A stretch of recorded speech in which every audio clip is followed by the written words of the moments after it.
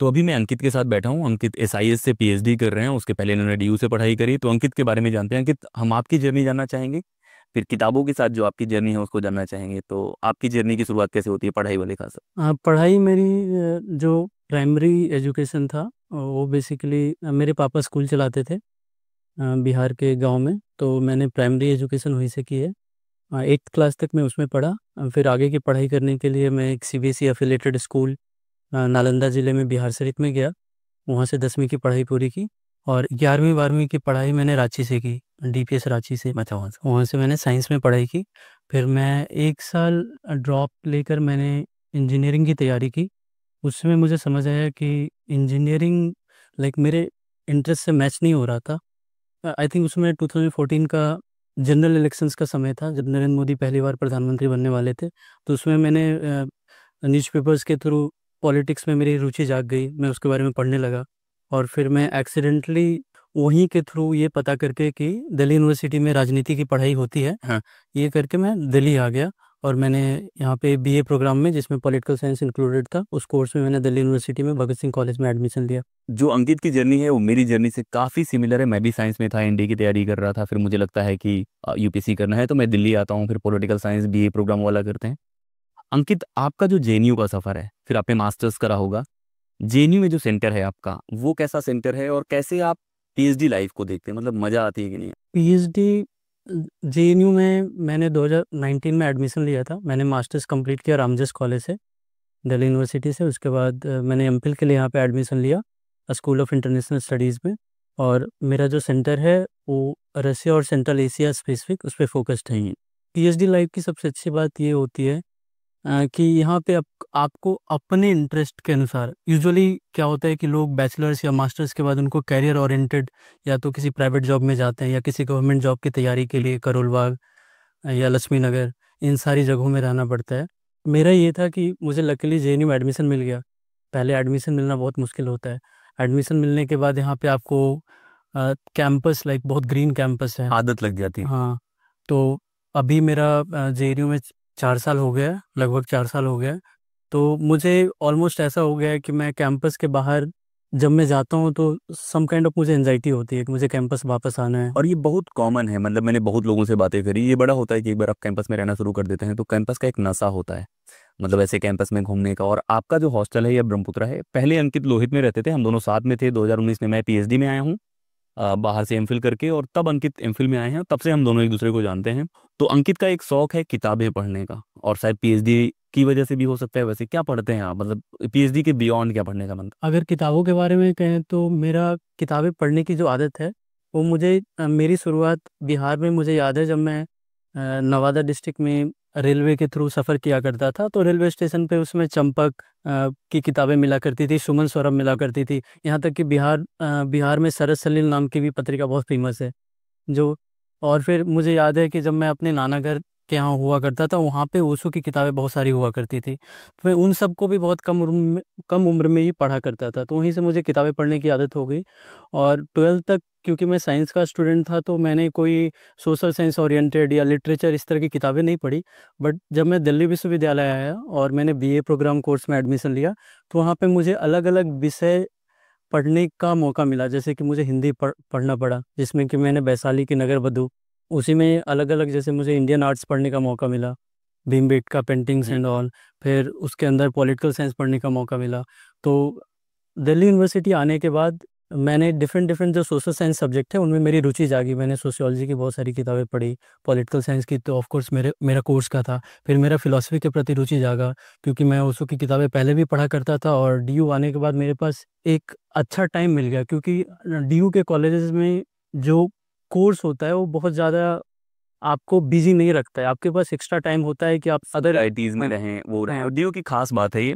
अंकित का ये तो बातें हो गई कि जो पढ़ने की शुरुआत हुई। आपकी फेवरेट किताबें कौन सी है? मतलब जैसे मैं अब देख रहा हूँ रूम पूरा भरा हुआ है, मैं विजुअल्स में डाल दूंगा। अंकित ने बहुत किताबें रखी हुई हैं, हम लोग जब मिलते हैं तो बहुत सारे डिस्कशंस होते भी हैं उस तरह में। कौन से राइटर्स हैं या कौन सी किताबें जो आपको लगता है कि पढ़ना चाहिए लोगों को और मजा आना चाहिए उसको? मेरी फेवरेट किताबों में अगर बात करें फिक्सन किताबों में तो मैं ग्रेजुएशन के समय से ही मेरे Oscar Wilde one of the most favourite मेरे राइटर्स रहे हैं। उन्होंने अपने कैरियर में, अपने लाइफ में सिर्फ एक ही नॉवेल लिखा है, the picture of Dorian Gray. और वो मेरी फेवरेट किताब रही है। इनफैक्ट मुझे याद है जब मैंने ग्रेजुएशन के समय, मैं शेखसराय में रहा करता था, मैं अपने रूम पे जब मैंने उनकी किताब उठाई तो मुझे लगता है उस किताब को पढ़ने में मुझे 10 दिन लगे हुए होंगे। बट वो 10 दिन मैं सीरियसली उनके शब्दों के कारण मेरे ऊपर एक नशा सा छाया हुआ था। मैं इतना उसमें डूबा हुआ था, उस किताब ने मुझे इतना प्रभावित किया। उस किताब के जो कैरेक्टर्स थे, कौन सा कैरेक्टर है जो आप चाहेंगे कि लोग मतलब रिलेट करें? कुछ और डिटेल से बताइए उसके बारे the picture of Dorian Gray जो किताब है, उसका सबसे जो प्रमुख कैरेक्टर है, मेन कैरेक्टर है, उसका नाम है डोरियन ग्रे, जो कि एक सेल्फ ऑब्सेस्ड इंसान है, जो कि जिसे लगता है कि दुनिया में ब्यूटी, सुंदरता, एस्थेटिक्स ही सब कुछ है। और उसी में एक और कैरेक्टर है जो कि डोरियन ग्रे की पेंटिंग बनाते हैं और डोरियन ग्रे को हमेशा प्रेज करते हैं। तो डोरियन ग्रे को एक पॉइंट पे ऐसा लगने लगता है कि जस्ट बिकॉज उसको ये ब्यूटी मिली है, वो फेस मिला है, उसको वो हैंडसमनेस मिला है, वो जो दुनिया के नियम है उसके परे है, लाइक उसे कुछ भी छू नहीं सकती, में, उसके बियॉन्ड। उसके बियॉन्ड है। बुक का जो मेन थीम है वो है मटेरियलिज्म वर्सेस स्पिरिचुअलिज्म, कि क्या इंपॉर्टेंट है, बाहर से जैसा आप दिख रहे हैं या आपके अंदर के सोल की क्वालिटी। तो डोरियन ग्रे में अपने ब्यूटी के कारण उसमें बहुत सारे इविल आइडियाज आ जाते हैं, जिसके तहत वो लोगों के साथ बुरा करता है और उसे लगता है। और डोरियन ग्रे को एक वरदान मिलता है, वरदान ये रहता है कि no matter what he does, he will always remain young. वो हमेशा यंग रहता है। अच्छा। हाँ। और अगर जो ओल्ड होती है उसकी पेंटिंग ओल्ड होती है, जो उसकी पेंटिंग बनाई जाती है, अगर वो कुछ भी बुरा करता है उसका एज उसके पेंटिंग में दिखता है, बट उसका चेहरा हमेशा यंग दिखता है। मतलब कितने अच्छे तरीके से इमेजिन करके लिखा गया होगा उतना चीज़ें। और कौन सी किताबें हैं जो आपको मज़ा आता है पढ़ने में, और आप यूपीएससी की तैयारी भी करते हैं, पीएचडी भी करते हैं, ये किताबें भी पढ़ते हैं? लगभग कितने घंटे पढ़ते हैं एक दिन में? कितने घंटे की बात, कभी कभी तो ऐसा होता है कि मैं 1 घंटे भी नहीं पढ़ पाता हूँ, और कभी ऐसा होता है कि मैक्सिमम 6 से 7 8 घंटे पढ़ पाता हूँ, क्योंकि फोकस के साथ? फोकस के साथ। क्योंकि पढ़ाई की जर्नी इतनी लंबी है कि मुझे याद है जब से होश संवारा है तब से पढ़ ही रहे हैं। लाइक 8th 9th 10th, के बाद लगा कि इंजीनियरिंग पूरी करने के बाद या इंजीनियरिंग में एडमिशन लेने के बाद पढ़ाई नहीं करना पड़ता, उसमें बताया जाता था। फिर उसके बाद डीयू में आए। अच्छी बात यह है कि दिल्ली यूनिवर्सिटी में आने के बाद पढ़ाई एक बोझ की तरह नहीं लगता था, एक शौक की तरह लगता। पसंद करते हैं? हाँ, पसंद पसंद करते, शौक की तरह लगता था। इनफैक्ट मुझे याद है दिल्ली यूनिवर्सिटी में जो एग्जाम्स होते थे उसकी उन एग्जाम्स के लिए मैं कभी नहीं पढ़ता था, क्योंकि ऑलरेडी पॉलिटिकल साइंस इतना इंटरेस्टिंग सब्जेक्ट है कि रैंडम चीज़ें मैं पढ़ते रहता था और उनको जाकर लिखता था, मुझे हाईएस्ट नंबर मिलते थे। मुझे कभी भी एग्जाम्स के लिए पढ़ना नहीं पड़ता था। तो ये होता था। अभी अभी का ये है कि इतने समय से, इतने लंबे समय से आप पढ़ रहे हैं तो सीटिंग उतनी ज़्यादा नहीं हो पाती है, लाइक ऐसा नहीं हो पाता मैं कि जस्ट वैसे ये है कि जो लोग कभी एक वीक पढ़ेंगे वो शायद बहुत पढ़ सकते हैं, लेकिन जब कोई काम आप कंटिन्यूअस करते हैं तो एक्यूमुलेशन बहुत ज़्यादा है। मतलब 7 घंटे 6 घंटे एक वीक में अगर आप 50 घंटे 40 घंटे पढ़ रहे हैं और वही वीक वीक काउंट करते जाएंगे तो ओवरऑल बहुत ज़्यादा होता और पढ़ाई भी अलग अलग होती है। एक होता है कि जब आप किताबें just because of your hobby पढ़ रहे हैं, जैसे जो भी किताबें यहाँ पे बहुत सारी किताबें रखी हुई है, जैसे ऋग्वेद रखी हुई है, ऑस्कर वाइल्ड की एक किताब रखी हुई है, अल्बर्ट कैमू की किताब रखी हुई है। तो इन किताबों को जब आप पढ़ते हैं तो समय का पता नहीं चलता। वो आइंस्टाइन की एक जनरल थ्योरी ऑफ रिलेटिविटी है ना, कि आप डिपेंड करता है कि आप क्या कर रहे हैं उस पे टाइम का। तो इन पे टाइम का नहीं पता चलता, आप काउंट भी नहीं करते हैं कि कितने घंटे। तो इतनी किताबें आपने खरीदी हुई हैं तो इसमें जेआरएफ वाले पैसे लगाए हैं आपने, जो एक मिलता है पैसा? बिल्कुल बिल्कुल, क्योंकि मुझे याद है जब हमें स्कॉलरशिप नहीं आता था तो उस समय एक भी किताब खरीदने के लिए सोचना पड़ता था, प्लान करना पड़ता था, सेव करना पड़ता था यूजुअली। बट हाँ, जेआरएफ मिलने के बाद सोचना नहीं पड़ता है। पीएचडी स्कॉलर जो पढ़ने का शौकीन होता है उसका जो सबसे बड़ा एसेट होता है वो किताबें होती हैं। मेरे पास ये भी है, जैसे जब भी आप, जैसे अभी हम लोग किताबें निकाल रहे थे तो उनकी क्या कितना अच्छा लगता है ना, मेरे पास ये है, मैंने ये पढ़ा है। बिल्कुल बिल्कुल, किताबों का कलेक्शन का भी एक अपना रिचुअल होता है हम्म। स्पेशली। और एक दिल्ली में एक इशू ये आता है कि लोगों के पास परमानेंट स्पेस नहीं होता, लाइक हमारा ये प्राइवेट होम नहीं है, हम एक गवर्नमेंट एकोमोडेशन में रह रहे हैं। और यूजुअली लोगों को शिफ्ट करना पड़ता है, क्योंकि आप एक कोर्स में ज़िंदगी भर नहीं रह सकते, 2 साल के बाद कहीं और जाना पड़ता। बट मेरे लिए लकली ये रहा कि मैं दिल्ली में आया, बैचलर्स किया, मास्टर्स किया, उसके बाद मुझे कहीं जाना नहीं पड़ा, मैं जेएनयू आ गया। और जेएनयू में तो एकोमोडेशन इश्यूज होते हैं, लाइक आपके पास कोई अपनी प्राइवेट लाइब्रेरी नहीं होती है। जैसे ओशो का मुझे याद है, उनका पुणे में एक प्राइवेट लाइब्रेरी था, अभी भी आप जाइएगा ओशो इंटरनेशनल रिसोर्ट, तो वहाँ पे उनका पर्सनल लाइब्रेरी है, जिसमें I think world's largest private library collection है। तो उस तरह की फैसिलिटीज़ यूजुअली स्कॉलर्स के पास नहीं हो पाता है। दिल्ली में रहने के लिए जगह मिलना बड़ी मुश्किल है, किताबों के लिए तो और भी मुश्किल हो जाता है। और अंकित की हम रसियन की पीएचडी की बात करें या इनके यूपीएससी जर्नी की बात करें, जो सबसे इंटरेस्टिंग एस्पेक्ट है जिस पे अंकित बहुत पसंद करते हैं बात करना, वो ओशो हैं। तो मेरे लिए जेएनयू के अगर कोई ओशो हैं जिसके पास अंडरस्टैंडिंग है, क्लैरिटी है चीज़ों को लेके, तो अंकित है। अंकित, ओशो के बारे में क्या है आपका जो ऑब्सेशन है, या बोलूँ कि उनको पसंद करने का, उनकी बातों को थोड़ा सा समझने का, वो कैसे शुरू हुआ? नहीं, देखिए, एक समय होता है जब मैं बैचलर्स में था, तो हर एक इंसान ये होता है कि वो अपनी ज़िंदगी को समझना चाहता है, अपनी ज़िंदगी, दूसरों की ज़िंदगी, आसपास की चीज़ों को समझना चाहता है। तो वो किताबों में जाता है। तो किताबें बहुत तरह की होती है। सोशियोलॉजी होती है, वो आपको बताती है कि सोसाइटी कैसे बनता है, एक दूसरे के इंटरेक्शन से बनता है, सोशल फैक्ट क्या होता है। पॉलिटिकल साइंस होता है, वो बताता है कि पॉलिटी क्या है, आपके अराउंड जो पॉलिटिकल प्रोसेस है इसके रूल्स क्या हैं, लॉ कैसे बना? लॉ कैसे हैं, कॉन्स्टिट्यूशन क्या है। फिलॉसफी भी एक हद तक बताती है। फिलॉसफी में डिफरेंट डिफरेंट थ्योरीज होती है कि आत्मा क्या है, ब्रह्मा क्या है, नॉलेज जनरेशन कैसा है, या वो सारी चीज़। ये सारी चीज़ें होती है। बट एक होता है कि कंप्रिहेंसिवली जब आप अपने आप को समझना चाहते हैं तो आप डिफरेंट डिफरेंट सोर्सेज के पास जाते हैं। तो ऐसा नहीं कि ओशो के लिए मेरा कुछ ऐसा खास स्पॉट है। मैं जैसे ओशो के अलावा जिद्दू कृष्णमूर्ति को भी बहुत पसंद बहुत। करता हूँ, बहुत पसंद करता हूँ। इनके अलावा एक जो विपස්සना के टीचर हैं, मैं उनका नाम बोल रहा हूँ, गोइंका, उनकी भी मैंने किताबें पढ़ी है। तो ऐसे जो भी थिंकर्स हैं जिनकी बातों में मुझे ओरिजिनलिटी दिखी, लगा कि इन्होंने अपने लाइफ में कुछ चीज़ें खुद से अनुभव करके इन्होंने निकाली है। तो ओशो की सबसे पहली किताब थी Krishna the man and his consciousness. तो वो मैंने पढ़ी थी, जिसमें वो कृष्णा को बहुत एक नए ढंग से बताते हैं कि कृष्णा इज, मतलब राम को हम हमेशा एक आइडियल ह्यूमन बींग के रूप में देखते हैं, जिनको इम्यूलेट किया जा सके, जिनको आदर्श के रूप में देख। लेकिन कृष्णा को किसी ने आज तक आदर्श नहीं बनाया है। मतलब Krishna is like a complete human. Like जब वो कृष्ण का जब बाल बाल अवस्था में जब वो होते हैं तो पूरी तरह से बालक होते हैं, माखन चुराते हैं, मतलब हर चोरी स्टेप पे कराते हैं। परफेक्शन, मतलब हर जो भी वो काम करने की कोशिश कर रहे हैं, अगर डिप्लोमेसी वाले एस्पेक्ट में है तो उधर पर। As a lover, like is the complete lover, जिनके अराउंड रासलीला होता है। एज ए वॉरियर और एज ए फिलोसफर, जब वो महाभारत में जाते हैं तो वो पूरा गीता बोल देते हैं। एज ए किंग, तो कृष्ण उस सेंस में, तो ओशो ने उस किताब में कृष्ण को एक कंप्लीट ह्यूमन के रूप में डिस्क्राइब किया। और ओशो का ये उद्देश्य था कि वो ऐसे ह्यूमन बींग्स बनाना चाहते हैं। ओशो ने एक कॉन्सेप्ट दिया था जिसका नाम था जोरवा द बुद्धा। जोरवा द ग्रीक नाम की एक किताब है, एक ऑथर है। तो उसमें जो जोरवा होता है, वो क्या होता है, उसको अंदर का ज्ञान तो कुछ नहीं होता है, बट वो बाहर की चीज़ें बहुत पैशनेटली करता है। लाइक उसे कुछ भी काम दे दो, एक लाइक कुछ भी, जैसे जमीन खोदना हो या खेत खेत में बुआई करना हो, तो उसमें पूरी तरह से इंडल्ज हो जाएगा, बट उसे अंदर का कुछ ज्ञान नहीं होता। और बुद्धा जो है, बुद्ध क्या है कि वो शांत से बैठे रहते हैं, उनको पूरा सेल्फ नॉलेज पूरी तरह से है। तो उसको चाहते थे कि ये दोनों प्रॉपर्टीज एक दूसरे में समाहित हो, मतलब दोनों डोमेन। हाँ, और ये कंप्लीट मैन बने। मतलब उनका ये कॉन्सेप्शन था कि अगर बुद्ध ने ज्ञान प्राप्त कर लिया है तो why can't Buddha go and dance in a disco, like why can't he enjoy life. तो ये वाला पर्सपेक्टिव था उनका, जोरवा द बुद्धा का। तो उसी तरह उसी चीज़ को वो कृष्ण में देखते थे। और फिर उनकी बहुत सारी किताबें, उन्होंने सारे फिलोसफर्स पे कमेंट्री किया है। जैसे आपने नाम सुना होगा western German philosopher Friedrich nits का। नीचे। हाँ, तो उन्होंने उनकी किताब पे उनका कॉन्सेप्ट है हाँ, गॉड इज डेड, और एक सुपरमैन, और ये सब चीजों को लेके भी उन्होंने हाँ, काफी उनकी किताब है द स्पोक जोरास्ट्रा, हाँ। उनकी नॉवेल है। तो उस पर उन्होंने कमेंट्री किया है, जिसमें कि मुझे नहीं लगता, कि मैं दिल्ली यूनिवर्सिटी में मास्टर्स के सिलेबस में ट्रेडिस नीड्स मेरे सिलेबस में थे, बट किसी कोई भी प्रोफेसर उनको उस तरह से नहीं एक्सप्लेन कर पाए जैसा ओशो ने अपनी विवेचनाओं में, अपने लेक्चर्स में किया है। इनफैक्ट ओशो को समझने के बाद मुझे फ्रेडरिक नीड्स को समझने में कोई दिक्कत नहीं हुई, उनके जो भी कॉन्सेप्ट है। ओशो ने तो हर एक, जितने भी बड़े बड़े फिलोसफर्स हैं, साइंटिस्ट हैं, सब पे बात की है।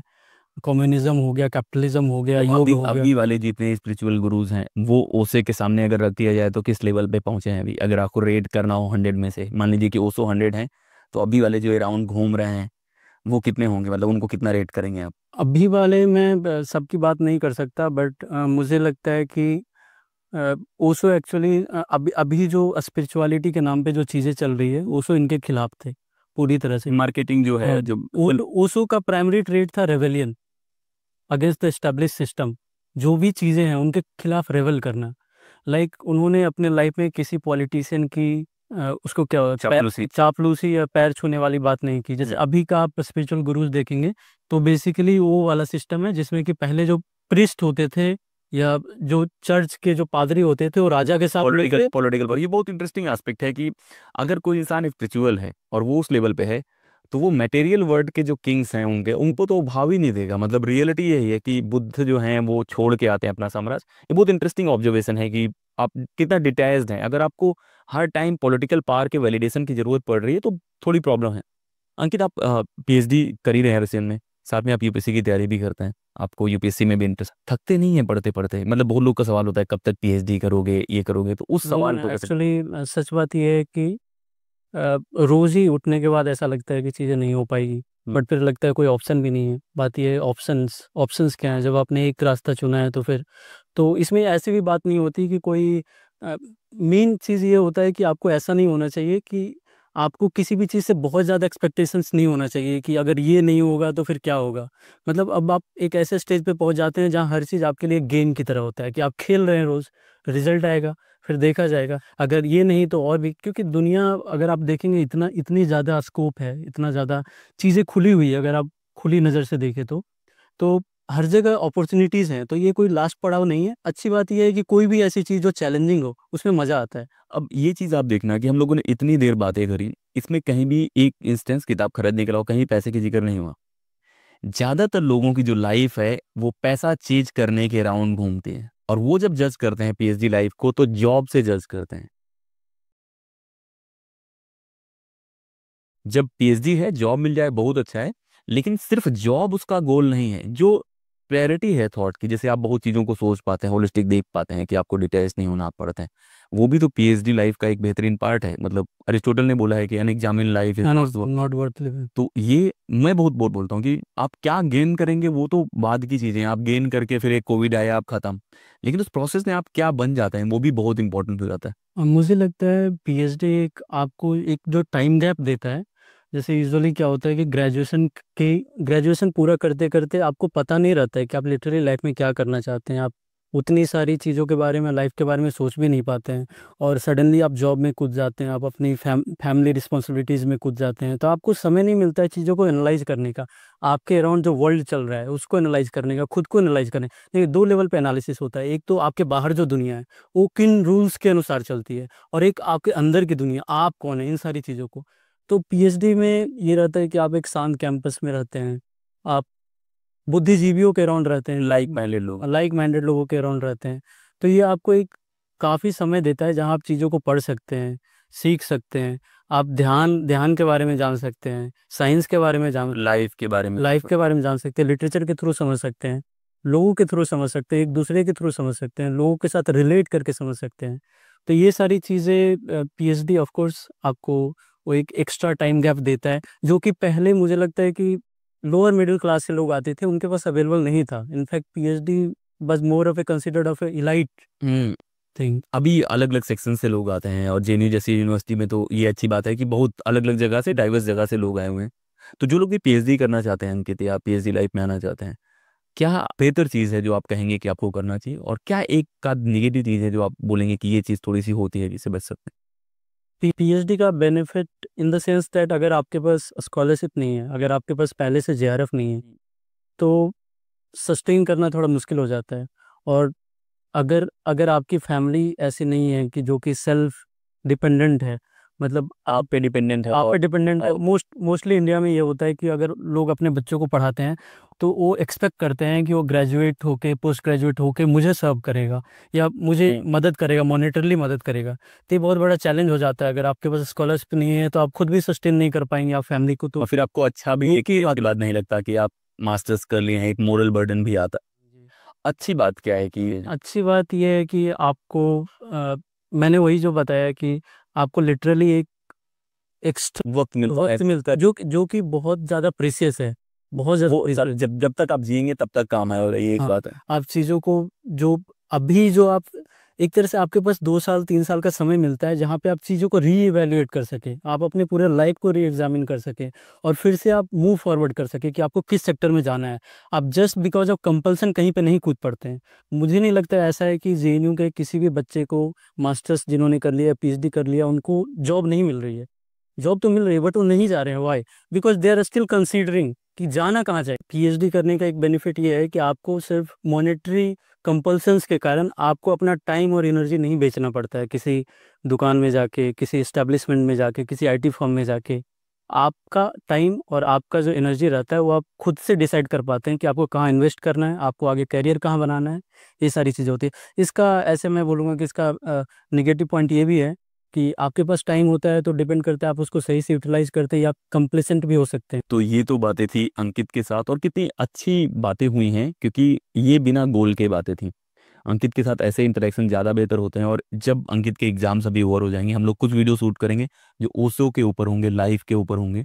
क्योंकि लोग बहुत सारे टॉपिक्स पे बात करते हैं कि ये पढ़ना चाहिए, लेकिन लाइफ कैसे जीना है। हम लोग जिद्दू कृष्णमूर्ति की बातें बिल्कुल भी बिल्कुल कर सकते बिल्कुल, हैं। एक पूरा मैं सीरीज चाहूंगा जहाँ पे हम और आप बातें करें, जो आत्मा से लेके जितनी चीजें हैं, और बच्चों को थोड़ा पता भी चले कि भाई इस तरह से भी लाइफ को देखा जा सकता है।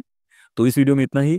लगातार हम ऐसे ही आपको दिखाते रहेंगे चीजें। आपका काम है कि आप ज़्यादा से ज़्यादा लोगों तक पहुंचाइए। आपको कैसा लग रहा है वो भी आपको बताना है, और मैं कोशिश कर रहा हूँ कुछ नया कंटेंट लाने का।